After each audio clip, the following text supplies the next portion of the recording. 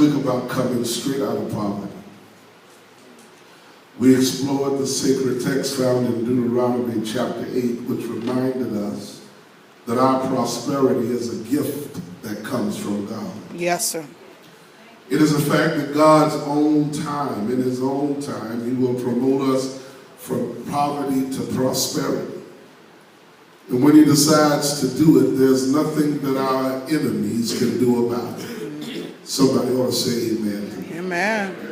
In fact, it is a theological truth that when God gets ready to bless us with prosperity, the devil in hell can't do anything about it.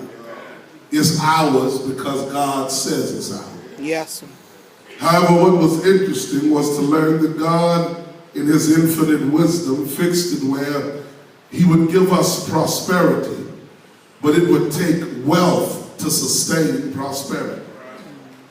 Yes, it is in the text that prosperity is indeed a gift from God, but the maintenance thereof must be achieved by us.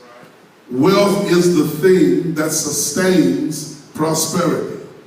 This is why so many people have fleeting experiences with good fortune, but it soon fades away because they did not have the wealth to sustain the fortune or the prosperity that the Lord brought them into. You see, so often where people who make a lot of money fast, they get prosperous very quickly, will run through their money, burn it up fast. Or they do shows on TV, people who hit the lottery for $5 and $10 and $30 million end up broke in 5 years. It's not because somehow a miracle didn't happen in their life. And please understand, if you do hit the lottery, it's a miracle. Yeah. Well, I know you want to argue, you shouldn't have, you shouldn't do that. Whatever. If you hit the lottery, that's a miracle.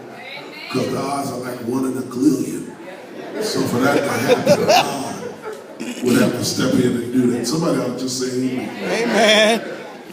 In fact, for you to become a movie star, for you to become a professional athlete, for you to become a very posed and prowessed politician who makes a lot of money, all of those things are miracles that happen because they happen to a very few people. Yes, sir. And one of the things that we have done is we have put people in places of prosperity without preparing them how to handle it. That's right. That's right. And when you don't prepare them for it, you're giving them prosperity without making sure they understand wealth. Prosperity is the gift, but wealth, the mindset of wealth, has to sustain it. If that makes sense, give God some praise. Text in Deuteronomy taught us that when God gives us prosperity, we should be very careful to do 2 things. Number 1 is acknowledge God for doing it. Mm-hmm.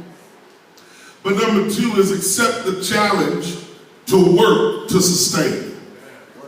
Yes, sitting in that text was the truth that tells us that God has given us the power to get the wealth. Mm-hmm.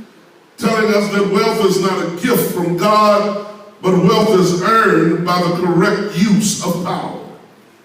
The word power in the verse meant reptile. Specifically, the text was speaking of a reptile called a chameleon. The chameleon is a phenomenal animal because it's able to adapt to its environment. Yes, sir. It blends in with its surroundings to protect itself, defend itself, and even feed itself. Mm-hmm. God is telling us that we have the power to adapt. Therefore, we have the ability to become whatever it is necessary for us to become in order to maintain the prosperity that he's given us.